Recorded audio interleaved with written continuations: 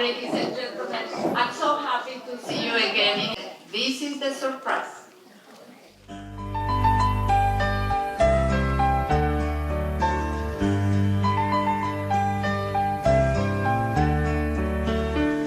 Far across the ocean, from sea to shining sea, different kinds of people sing a sweet harmony. Take a look around you, think about what you see. We can live together, side by side, you and me. One song that the whole world can sing, one voice that together we'll bring, one hope that above everything, the whole world can sing one song.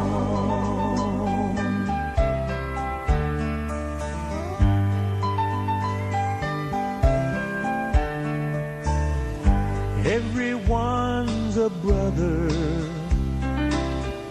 or a sister that you meet. We are all one family, living on the same street. So let's sing together a song with beautiful sound. All the music that we make will spread love all around. One song that the whole world can sing, one voice that together we'll bring, one hope that above everything, the whole world can sing one song.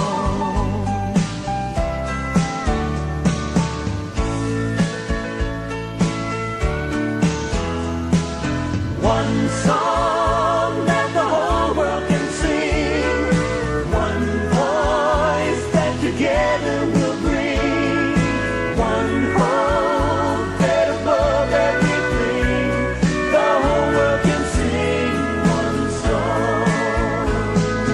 One hope that above everything, the whole world can sing one song.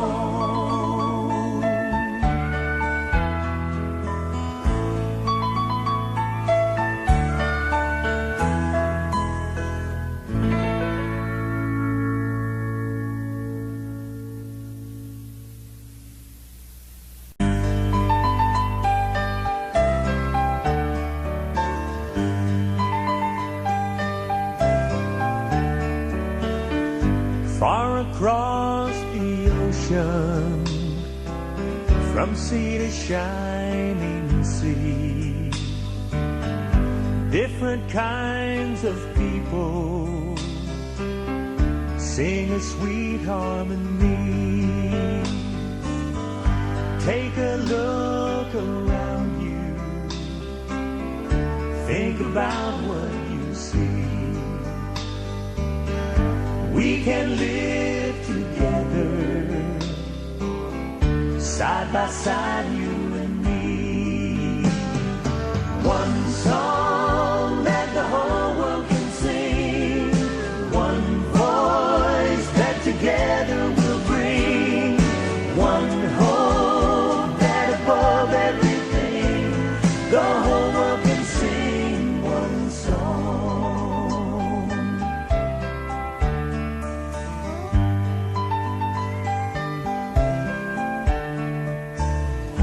Everyone's a brother or a sister that you meet. We are all one family, living on the same street. So let's sing together a song with beautiful sound. All the music that we make we'll spread love all around. One song that the whole world can sing, one voice that together we'll bring, one hope that above everything, the whole world can sing one song.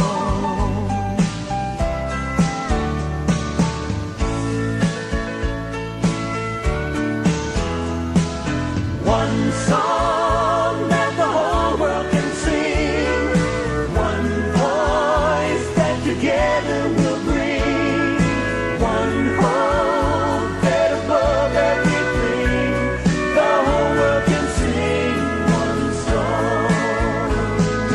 One hope that above everything, the whole world can sing one song.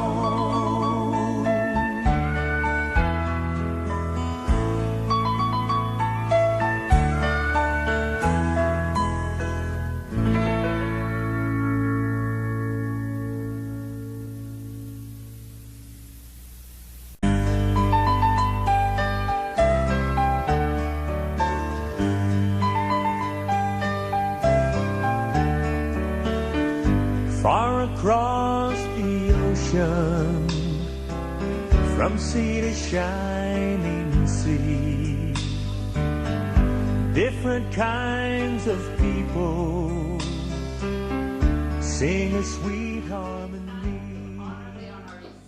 Let's bring to the stage Mr. Carmen Pachela, who not only played his guitar, but he put together some of the best musicians in Laguna Woods for this event. Mark Hoffer, Aaron Rosen, Craig Clark, Mike Weber, and Bill Green.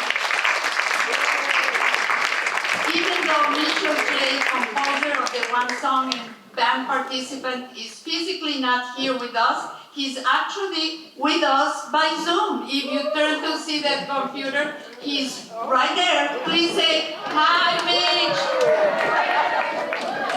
A big applause to him and Sofer, who couldn't be here because he's traveling. So let's hear a big, long, heartfelt applause for our favorite one-song band.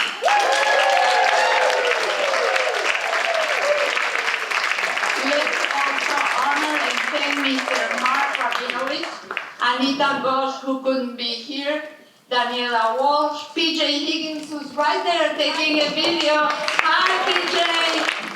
And we also want to say hello to PJ, Cole Young, and Paul Ortiz from Channel 6, Joel Goldstein, Laura Cooley, and all the technicians and staff of the Performing Arts Center, and all the volunteers. Would you please stand up, volunteers? And if you're here, let's have another applause for all of them. Finally, please, let's stand up if you were a singer and you participate in this incredible event.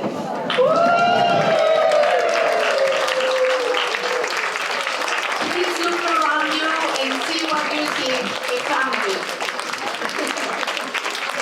Finally, if you can stand up, and let's take a moment to actually sing together our fabulous one song, accompanied by Mark at the piano, and Sharon is going to be our choir director.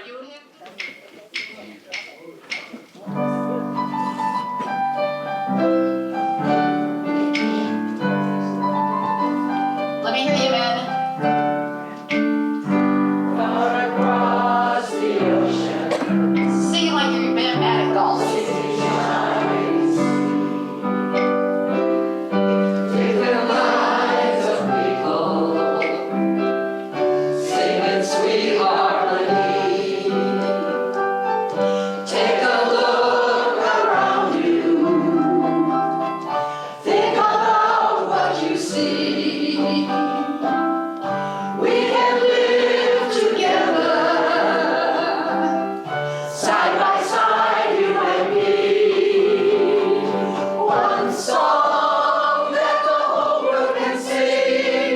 One voice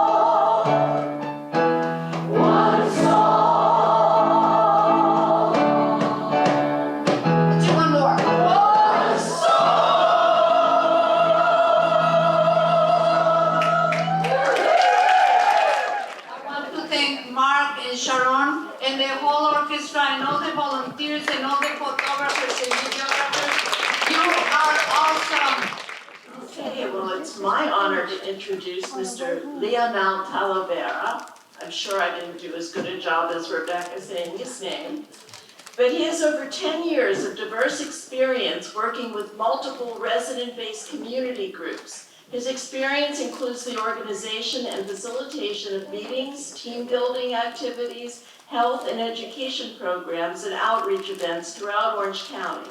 He spends most of his time in Fullerton, where he called home since 2010, engaging residents, nourishing positive interaction, and empowering the community to make sustainable changes and become resident leaders that can advocate for themselves to improve quality of life.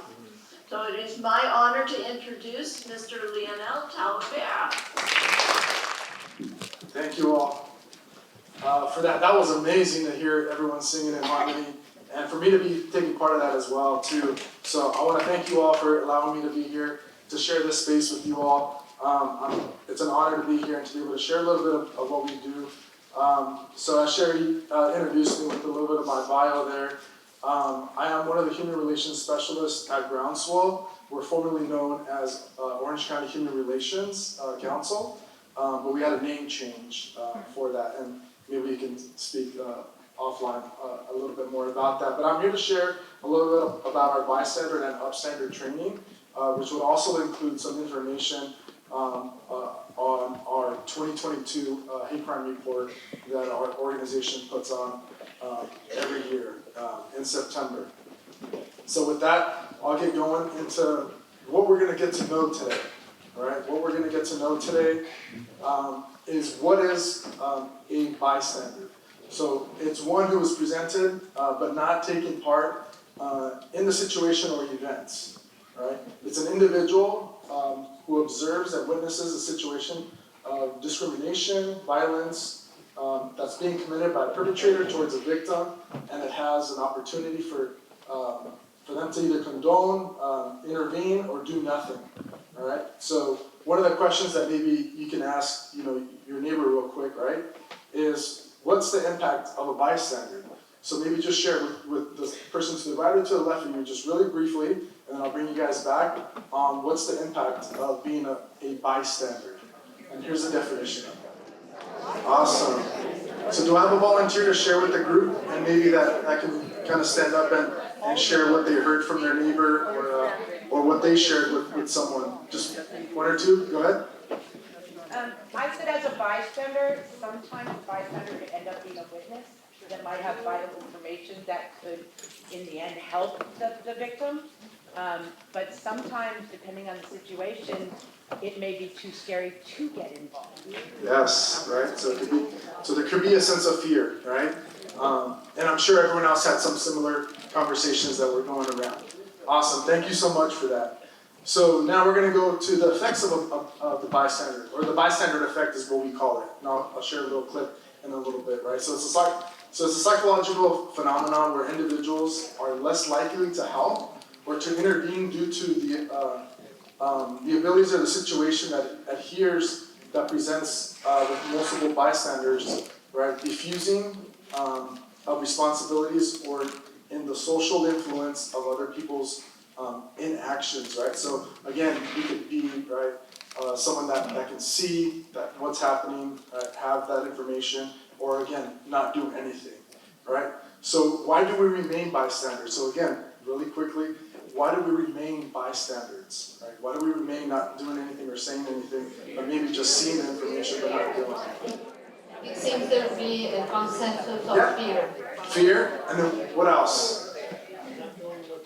Yes, not knowing what to say or what to do, right? So I guess that's why I'm here today, to share a little bit about that, on what that looks like. So I'm gonna share a little quick video, and this really does illustrate, and it does an amazing job of illustrating this bystander effect. If a stranger needed help, how long would it take you to offer them a hand? According to psychology, the answer to that question may depend less on who you are as a person and more on how many people are with you at the time. In a strange paradox of human nature, the more people there are in a group, the less likely anyone is to offer help. It's called the bystander effect, and it may be a roadblock that's keeping you from showing empathy. When someone is in need, people in large groups tend to feel that they don't need to do anything because someone else will take care of it. This is known as the diffusion of responsibility.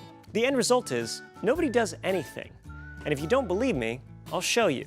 We started with a large group of 10 people and told them they were here today to see a product demonstration.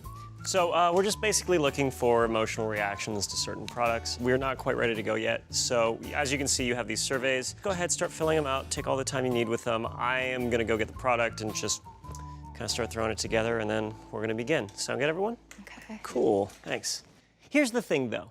Everybody but one of these people wasn't in on it. We gave her a 10-minute window where she could offer to help. Let's see if she comes to my rescue.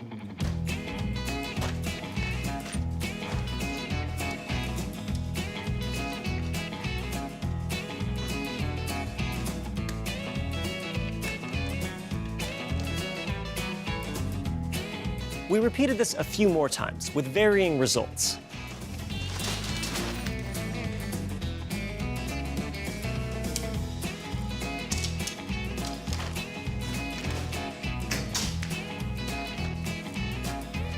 Come on.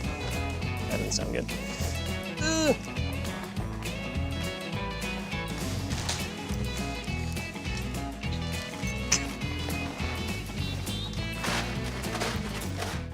Next, we tried it with a group of 5. Oh, jeez.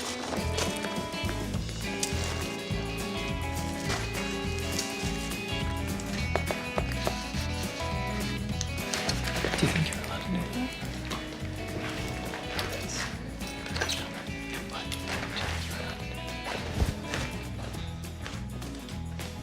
that? So far, it's not looking good for people in general. Are we just plain unhelpful, or is there something to the bystander effect? To find out, let's see how helpful people are when they're all by themselves.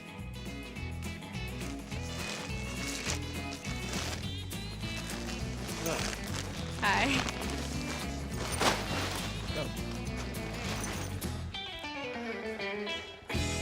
The results? With our group of 10 people, it took our participants an average of 8 minutes and 1 second before they lent a hand. Oh, excuse me, thank you. Can I help? I just feel Thanks. bad. Participants in our groups of 5 were a little quicker, saving me from the tent with an average time of 7 minutes and 25 seconds. I'm okay. Do you help? Do you want to give me a hand? Yeah. That'd be great, thank you. What can I do? But when our participants were by themselves, that is when they really shined. Ooh. Yeah. Oh, thank you so much. On average, they offered to step in just 3 minutes and 19 seconds. You were the fastest by a country mile. I have set this thing up by myself 7 times today. That makes me sad. You took a total of 12 seconds. Why do you think you were so quick to do it? I like to help in any way that I can. That's the funny thing about the bystander effect. You would think that a group with more people would mean there's a higher chance someone would do something. But people in a group are actually less likely to help. I knew I should have just stood up and done it, but then a big part of me wanted to see what these people would do, and I was just kind of like, are any of them gonna help? At first, I was a little shy to jump in and help, but then after a while, just like, I'm just gonna jump in and help. Thank you, I appreciate it. You're welcome. Sorry it took 8 minutes. When it's just the two of us in a space, there's like a bond that's created that's like, well, I'm not gonna let you struggle on your own. And I think if there is a group of people, it's way more acceptable for me to be doing that. It's the diffusion of responsibility. I think that's totally true. If something is saying jump in and offer to help, just follow that intuition. Even if no one else is saying anything, just, hey, if you can be a part of helping someone, instead of just watching them struggle, or even take out your cell phone and like tape it or something like that, which is the worst, just offer some help. So, now that you know about the bystander effect, ask yourself, how often do you feel like you should help someone, but don't, because you think somebody else will do it? Maybe next time, you will be that somebody. So the bystander effect, right? So that really did an amazing job of illustrating a little bit about when we're in a larger group and when we're in smaller groups, right? So we're here to provide you a little bit of those tools and resources in order to be able to make sure that we are lending a helping hand, right? And being thoughtful and kind, right? Like in that song that we all sang earlier today. So we're going to go from a bystander to an upstander, and that's what we want to do, right? We want to create that change. We want to be able to show some empathy towards one another. So this is the definition that we have here for bystanders that recognize the injustice in the acts by standing. Oh wait, here we go. Upstander interventions, right? So the interventions that involve bystanders that become upstanders in discriminatory or emergency situations. Right, so here's some of the tools, right? Acknowledging the awareness, right?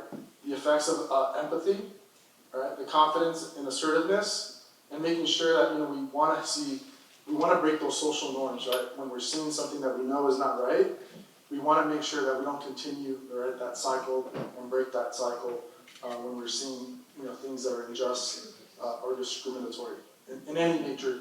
Whatever you see in your community on a day in and day out. The computer's telling me to.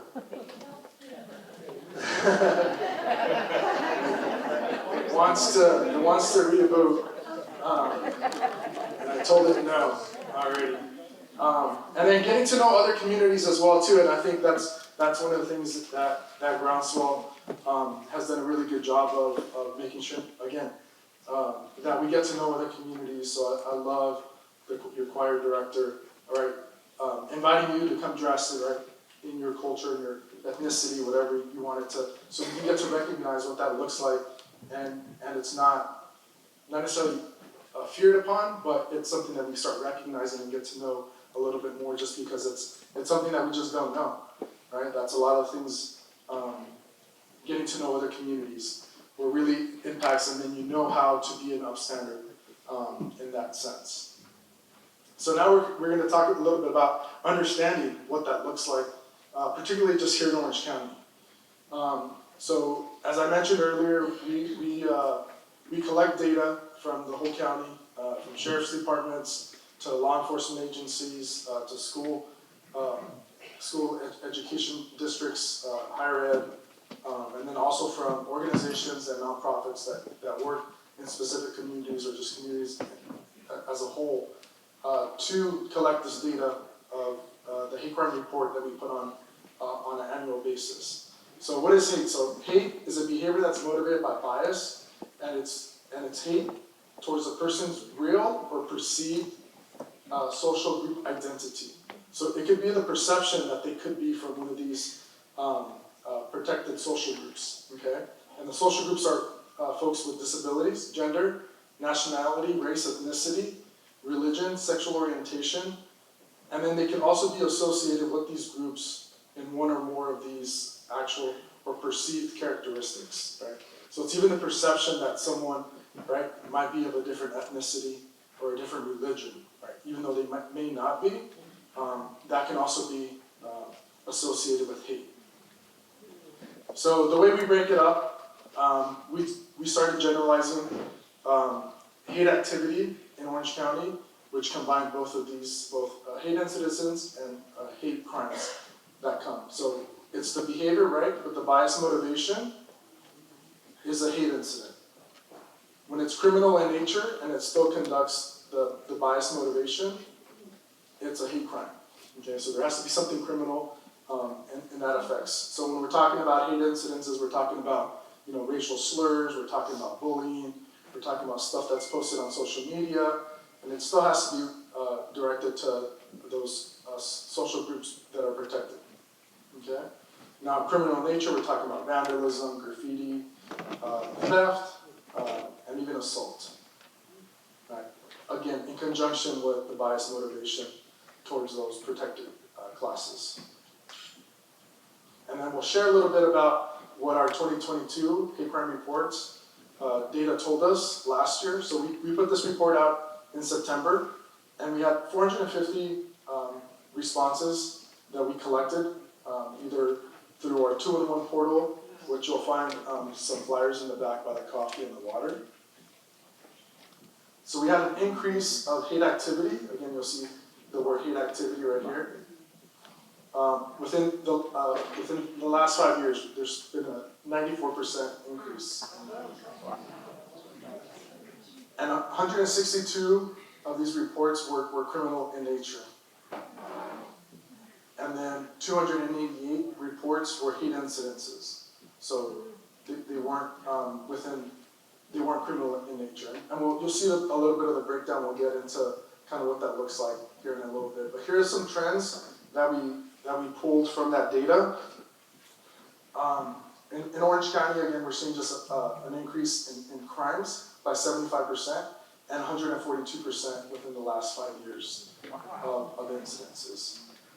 Our Black community still is the most targeted by race-related hate crimes at 52%, and 43% of hate incidences to our Black community. And they only make up 2% of our population here in Orange County. Just so when you think about that. Our Jewish community in 2022 was also the most targeted by religion, and 20% of those were from the report. And we had a huge increase in schools, in bias motivation in schools by 178%, a spike in that. And it's really associated with bullying. It kind of goes from like bullying into a hate incident, and then from that hate incident, it can continue escalating into a hate crime. And our LGBTQ community also saw an increase of 126% from the 2021 report. So within 1 year, they had an increase of 126%. Here's a breakdown of crimes. So this is the type of crimes that were committed. We're seeing graffiti, vandalism, and assaults are the main two drivers of hate activity. An increase of 44% of those were from graffiti and vandalism. I think the most shocking one that you'll see in probably the next slide. So here are the bias motivations by race and religion when we're talking about hate crimes specifically. So hate crimes specifically, we're talking the two highest were race and religion. And you'll see, so 73 and 44 from like those 160 and some.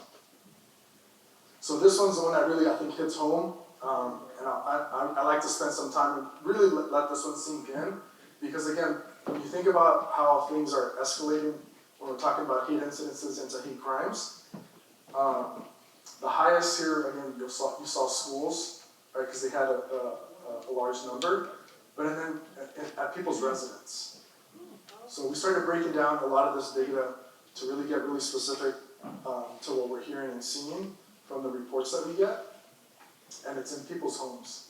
So folks are being targeted at people's homes. So it's not like you're walking on the street, which we would call public spaces, right? Public spaces are like online, trolling and things like that, because we're talking about hate incidences, we're not talking about hate crimes. It's really not what we're seeing or roads and streets, but we're talking about, almost like a neighbor-to-neighbor situation that's happening here in Orange County. So I love, again, that you guys are singing that song, right, that one song. I know it brings us down a little bit, but it's something that we have to recognize and see, how we as a community can kind of come together to really combat this holistically. So with the hate incidences, again, the bias motivation was still race and religion for the hate incidents that we saw from like the 260 or 288. So 158 were race and then religion. So we want to be able to change that, right? Yeah, we want to be able to change this. So again, we got to know the information to be able to know like what's happening, what's trending. And again, on a year-to-year basis, at the end of one of the slides, you'll see how you can kind of stay on top of the annual hate crime report that we put out, kind of where to look for it. We try to make it really simple and so it's not super complex. So we talked about being an upstander, right? So we saw from being a bystander to an upstander, and what can we do? Those tools that we can provide you all to be able to do something, right? So here, what we call the 5 Ds, and here are the methods that we like to use to support kind of one another. With direct. So direct, when you see a situation, you want to be direct to the perpetrator or to the victim, right? You want to be able to kind of get their attention and kind of like, in a sense, almost get them to snap out of it in a way. So you want to be really direct. And there's videos that we have that we probably won't have time to watch today, but it really shows you how to be direct with someone and always making sure that it's safe to be able to do so, right? So we talked about being in fear, right? Because we might not know what to do, we might not know who that individual is, but again, based on the situation, we can be really direct and direct the focus to something. Distract is the second D. When we distract, we can use, if we're in a larger group again, where sometimes that's when we don't want to do anything. We want to be just a bystander there, but we want to be an upstander, and we want to distract. Is we can get someone that we're with to distract the other individual and kind of get them to focus on something else. If you're like at a grocery store, you can call the manager and say, hey, this person's not being very nice to the victim, and then get them to go about their ways. Delegate. Delegate is real similar to kind of distract, where you can ask someone to provide them support for them. Right? You can get someone to delegate to go on and do something for the victim, or even for the perpetrator, right? So the perpetrator can just lose its focus and go about their business in a sense. Document. This is a tricky one. All right, we see this a lot with the youth when they bring out their cell phones and they start recording a fight. They think they might be thinking that they're upstanders, but they're really not. But documenting the information and making sure that you connect with the victim and asking them for permission or ask them what they want you to do with that information that they either took pictures of, right? They took a video of, or they might have collected something in writing, in documentation. So then either the authorities or someone else can kind of move about their business. But that also kind of talks to the point of the victims usually feel isolated, right? When we're talking about hate incidences and hate crimes, folks feel isolated, like that they're only one. Everyone kind of turned a blind eye, right? Thinking that someone else was gonna, right, provide some of the 5 Ds in this. So making sure that they don't feel alone is one of the other ways in the documentation component is like, hey, I didn't jump in, right, because I didn't feel like it was safe, but I documented what happened, and here I'm a witness now for you. Like, what do you want me to do, right? And then they allow you to either say, yes, go about, helping me, write a police report or connect with whoever at that time.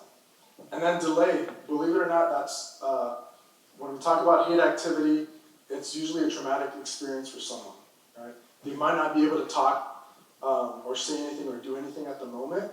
They might just be like, kind of in shock or really traumatized. So, give them a little bit of time, especially if you know the individual.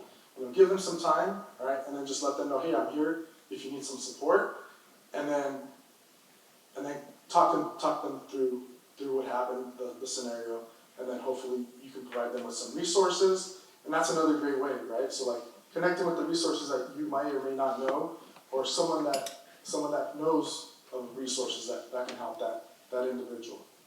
Okay? So the 5 Ds, there was videos, and I know we weren't gonna have some time, kind of just some scenarios that we were gonna go through, because each video is pretty lengthy. But again, being an upstander, right, is against the injustice that's happening to someone, right?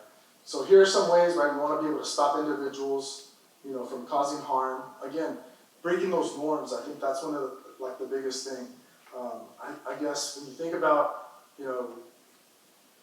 a larger group of individuals have a stronger voice than those that are just being isolated or the victims in that case, right? And then ask yourself, right? What's going through all the, like, is there biases that's happening in these situations that you might be seeing, right? And then educate, learn about other communities and share about, your own, right? So people feel comfortable when interacting with others, right? That may or may not speak the same language, right? May not have, the same cultural experiences that we might have. And then speak up. I think support one another and be able to speak up in that sense. So here's you can take a picture of this. Again, like I mentioned, it's in the back table. These are ways that you can report any hate activity and really let and allow law enforcement to figure out if it's a hate incident or if it's a hate crime, if it's criminal in nature. If you just see something, you gotta say something. I think that's one of the biggest things in law enforcement that when we partner and do a lot of this collaborative work, is they say, see something, say something. So you can call 211. If you're familiar with 211, it's basically like this large resource base. You can fill out the online form by going to hatecrimes.211oc.org. You can email hateactivity at 211.org, or you can even text 898-211. And the reporting form is in seven different threshold languages: Vietnamese, Arabic, Tagalog, Spanish, Korean, Chinese, and Farsi as well too.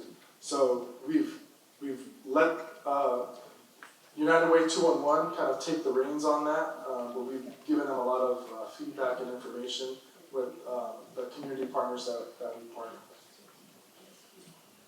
And here are the websites. If you can take a QR code from there. Here's our Groundswell website.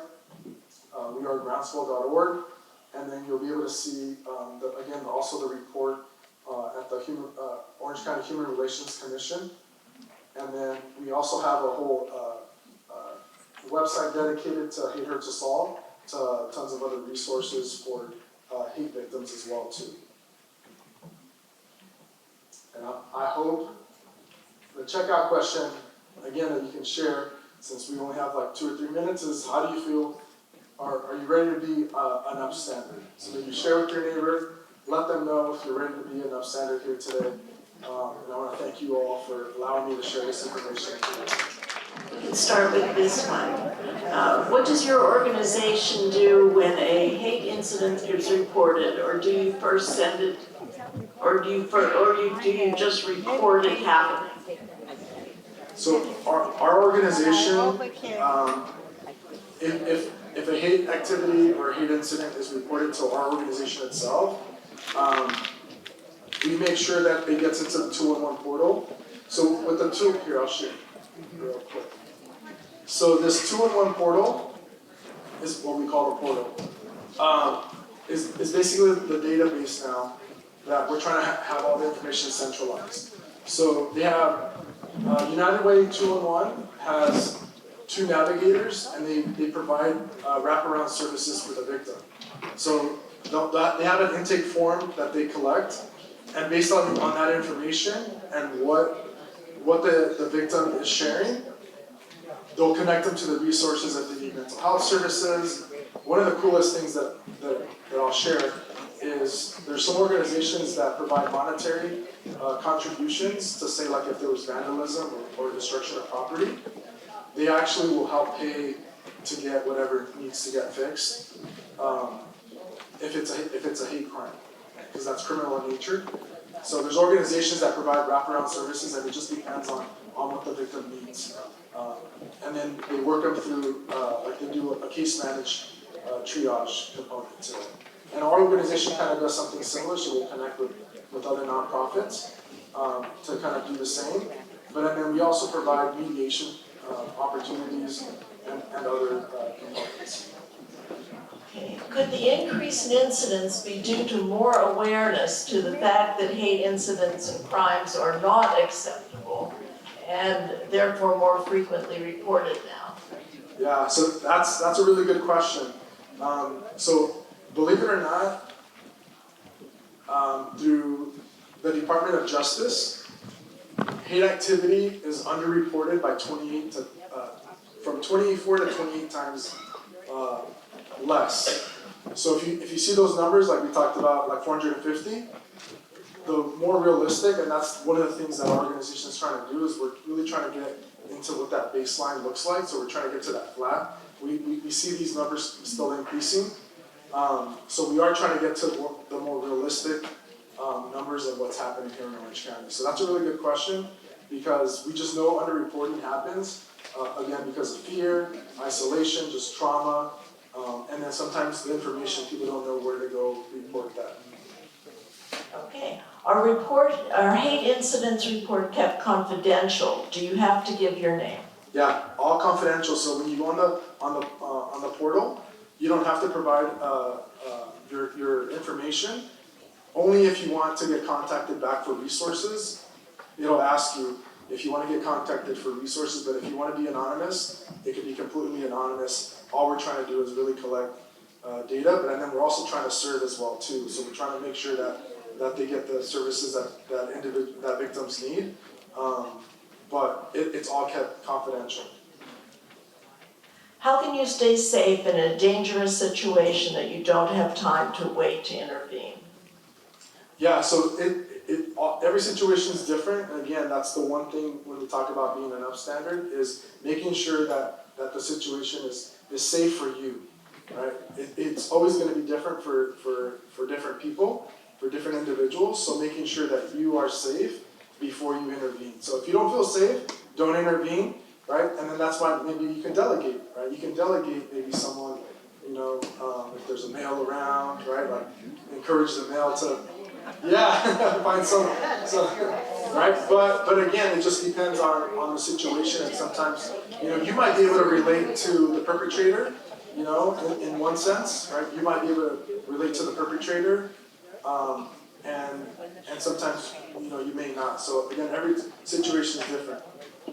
Okay, what is being done in schools to stop bullying? Yeah, so that's a really good one. So I'll share personally. What my school district is doing. The state of California has provided a lot of state funding for what we call social and emotional support in school districts. And a lot of them are contracting with organizations that are really focusing on diversity, equity, and inclusion, but in the sense of mediation as well, and restorative justice practices, which is something that our organization does. It contracts with Tustin Unified, Anaheim Unified, Garden Grove, and I believe a school in Irvine as well too. And we have restorative justice specialists at school sites where kids at the junior high and the high school level learn how to mediate and deal with situations that that are arising in their school climate. So districts are basically creating programs like that on their own. So it's something to just kind of stay on top of. Peace activists are often attacked for being against a war or not being patriotic. Are such attacks hate incidents? Peace activists are often attacked. No, I wouldn't say those are like hate incidences or hate crimes. Like peace activists, no, because again, there needs to be a biased motivation towards one of the protected groups, all right? And if you're talking about peace, right, I think you're being inclusive of everyone. So I wouldn't think so. Are you connected to the district attorney's office, and do you protect the offender, or do you collect data alone? Yeah, we just collect data. We just collect data, and then we do outreach and engagement, education presentations like this one. But then we're trying to start connecting with the district attorney's office as well too. He has 2 staff individuals that are doing Stop the Hate work. So we're really trying to work in collaboration with them. We have a hate crime prevention network that is about, I want to say 25 to 30 organizations that kind of come together on a quarterly basis to talk about what's happening in specific communities where we're seeing who needs support, allocating resources and things like that. Okay. Why do you think there's such an increase in the hate crimes recently? Ooh, that's a tough question. Yeah. I mean, and I really want to be honest with you all. I think currently one of the biggest reasons is we are in a election year, right? And it starts brewing things up. So to be honest, I think that you'll see, like if you go back to our reports, you'll see that certain years are a lot higher than others. And if you see the correlation between election years, especially presidential election years, you'll start seeing some things happen. What should one say to the perpetrator? What words? Oh, I don't know, something nice. Sing them the song. Sing them the one song. I mean, you all learned it. I mean, to me, that's, I've done a few tabling events with even high school kids, and I forget who I was talking to, but I was at Supervisor Foley's senior summit a few months ago, or late last year, and from the spectrum of like high school students to the senior population, it's just, we all come into agreement that like life could be simple if we just cared for one another. And so it's like, right, so like that song is just like, that brings it all together, to be honest. It's like, if there's one thing that you could say, just something kind to the perpetrator. Like kill him with kindness, I guess you could say. What is being done to protect seniors? Yeah, so that's an interesting, so I do this presentation where where we have some scenarios, and unfortunately, age is not one of the protected social groups in that. And it's really interesting because I think people do associate, again, the senior population age specifically, right? When you say, oh, there was an elder person walking and they got beat up somehow, and that's kind of one of the scenarios that we do. But it's making sure that they are being represented when we do talk to different communities, especially right after COVID with the AAPI community. They were providing a lot of feedback that it was a lot of their senior population. So when we are seeing some spikes and increases in certain demographics that you see up here, we always kind of keep that in mind because we always do ask age. We don't always get that information again because it's anonymous. It's whatever the victim wants to provide.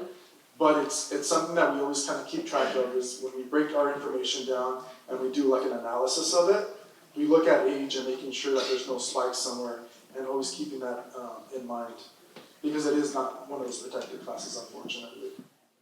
And a lot of stuff, believe it or not, we talked about online. That's been one of the biggest trends, and a lot of people provide screenshots of what's being shared. Now, in the past, you would see flyers, right, with swastikas on there, things like that, but now people can just post online, and they'll take screenshots and share them to us and say, hey, look at this is what's happening, or overpasses on the freeways on the 405. We get a lot of those, people taking screenshots or pictures of something, and then they report it to us, and then we just make sure that it goes into the database. And then with that one as well too, so believe it or not, we have staff that goes in and looks for duplicates. So making sure that it's only counted once, even if it's been reported to us and then through the portal, we make sure that the incident aligns with what we have. And those videos that we didn't have time to see, will Yeah, we have sure. to invite you back, or is there a way to go? Yeah, Is there a sure. website? Yeah, I can share those videos. It's really just scenario based. That shows you kind of how to go about it. But yeah, if there's a way that you guys have like a listserv to share, I can definitely share those videos with you all so you guys can have a good understanding of what that looks like. Okay, great. All right? Thank you Appreciate it. very Thank much. Ladies and gentlemen, I present you Willie. Well, for those of you that don't know, I'm a Pentecostal preacher, and at the end of events like this, we usually like to do one or two things. We like for people to line up and we lay hands on them, or we take up an offering. I'm not going to do either one of those tonight. I know everybody is ready to go home, so am I. Community bridge builders, what we do is we create a safe space for people to come and tell their stories. How many of you in here know me? I know something about me. It's because I've shared my story with you.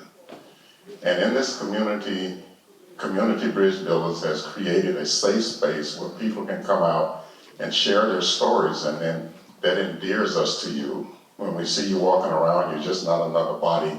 You are a fellow neighbor, and then it evolves into friendship and fellowship and relationships. We have a family atmosphere.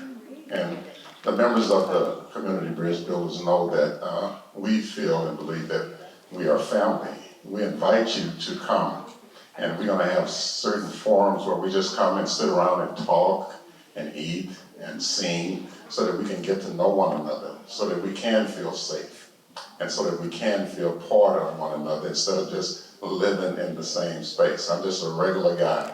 There are people out here that have stories and struggles and conquests that are much greater than mine, but we don't know about it. And so we're going to be inviting you to come and share. We want to feel that we are one. We don't want to just be different races. We want to realize that we are humans, and that as humans we're supposed to be kind, and then there's human kindness is to one another. All right, so that's really what we are all about. This one song has proved to be a catalyst for us to sow seeds, and what you're seeing tonight are some of the blossoms that are coming out in early spring and that are going to be perpetuated, and then we're going to have the autumn flowers, the leaves are coming out and going to be turning colors. And since we're in the latter part of our fall, autumn season in life, or our winter season, we want to do something that's going to make a difference for the generations that are coming behind us. It's never too late to make a positive change.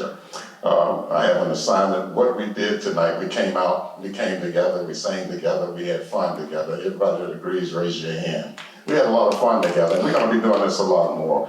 We sang one song, we had a lot of fun. What did we hear? We heard that a bystander is an enabler. If you don't do anything, you allow the bad stuff, or the bad so-called doers to do anything. So say something. The impact is that no one does anything. An upstander is a person that stands up when you see something that's going down that's wrong.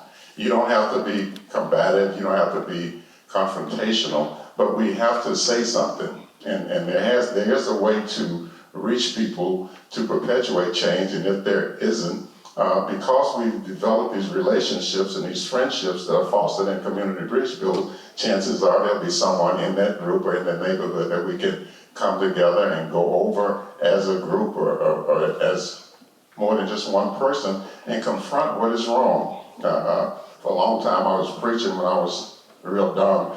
They called me the hammer. I preached a lot against sin. The latter part of my ministry, I began to preach a lot about righteousness and about love and about grace and mercy.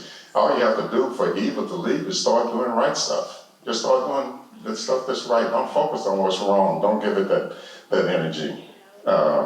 What changed social norms is what the young man said. We come together as a community. We come together and we share our cultures together. We focus on the positive stuff, the values, the morals, all of those things like this we can do together. We're doing it here tonight. We have a small board and we have, I think there's 13 or 15 members on the board, and there's 7 or 8 different nationalities that are represented there, and we never even talk about it. When I'm standing up in there, I forget that I'm black. You know what I mean? I'm just another guy in the group, and that's what we're doing here tonight. I always say, give the Lord a hand praise. Why don't you give yourselves a hand praise, because we're doing that right now, right here together.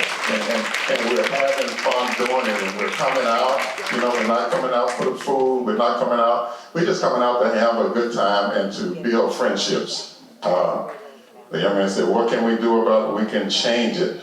One way to do it is to just start telling your stories. I want to know all of you, just like most of you know me, and it's just simply because of the atmosphere that was created for me to feel free enough and loved enough to share my stories. I heard an amazing story on Saturday. It's just amazing what's going on in people's lives. And you have an amazing story that can help someone else. So stand up, don't be a bystander, and share. Can we all just stand up and grab someone's hand? And I'm just going to offer a prayer, if you will, so that we can get out of here and go home. And thanks for coming out in the rain. And thank you for coming, Lionel. We enjoyed you, and hopefully we'll have you back. Okay?